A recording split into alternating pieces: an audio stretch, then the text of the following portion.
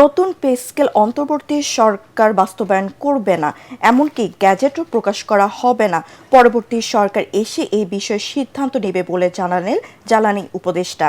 তিনি জানান, সরকারি চাকরিজীবীদের আন্দোলন বন্ধ করতেই বেতন বাড়ানোর সুপারিশ করেছে পে কমিশন। ক্রয় সংক্রান্ত উপদেষ্টা কমিটির বৈঠক শেষে তিনি আরও বলেন, সামরিক সক্ষমতা বাড়াতে ডিফেন্স জোন করা হচ্ছে। রিপোর্টে জানাচ্ছেন মাহবুব কবির। বেতন দ্বিগুণ করার সুপারিশে খুশি হয়েছিলেন 14.5 লাখ সরকারি চাকরিজীবী ও 9 লাখ পেনশনভোগী।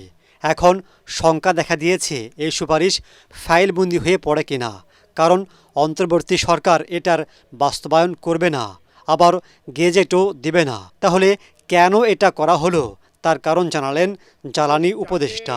এই কমিশনের রিপোর্টটাই শুধু দেওয়া হয়েছে, এটার কিন্তু বাস্তবায়নের কোনো সিদ্ধান্ত এখন হয় নাই। তো সুতরাং এই অন্তর্বর্তী সরকার যেহেতু আর মাত্র 15 দিন আছে, এখন আমরা এই ব্যাপারে কোনো পদক্ষেপ গ্রহণ করতে চাই। পে কমিশনের জন্য একটা এজিটেশন হচ্ছিল, আপনারা জানেন যে সরকারি কর্মচারীদের মধ্যে একটা বিক্ষোভ হচ্ছিল নানা রকম।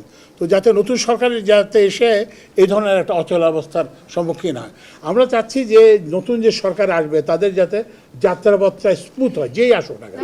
একদিকে সরকারি চাকরিজীবীদের বেতন বাড়ানোর যৌক্তিক দাবি, অন্যদিকে সাধারণ মানুষের উপর চাপ পড়ার আশঙ্কা। নতুন সরকারের জন্য উভয় সংকট হতে পারে বলে মনে করছেন অর্থনীতিবিদরা। কিভাবে টাকার সংস্থান হবে সেটা নিশ্চিত না করে অন্তর্বর্তী সরকার এত টাকা বেতন বাড়ানোর ঘোষণা কেন দিল, এমন প্রশ্নের জবাব দেন জ্বালানি উপদেষ্টা।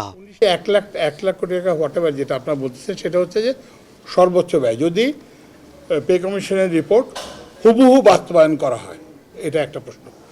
দ্বিতীয় যে প্রশ্নটা সেটা হচ্ছে যে যদি একই সময়ে বাস্তবায়ন করা হয়, তো এইসব প্রশ্নগুলো ওই যে কমিটি করা আছে সে কমিটি দেখবে, আর্থিক সংস্থানের বিষয়টিও তাদের বিবেচনা দেখবে, এবং এটা ওই যেটা বললাম যে সম্ভবত এটা পর্যায়ক্রমে বাস্তবিত হবে। তিনি জানান, সামরিক সক্ষমতা বাড়াতে চট্টগ্রামের মিরসরাইয়ে 850 একর জমিতে গড়ে তোলা হবে ডিফেন্স জোন।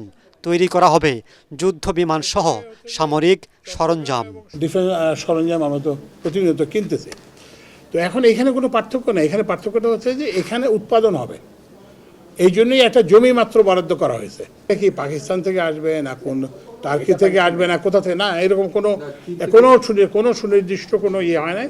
উপদেষ্টা জানান, মন্ত্রীদের জন্য সুইমিং পুল সহ 9000 বর্গফুটের ফ্ল্যাট নির্মাণ প্রকল্পের বিষয়ে অবগত নয় সরকার।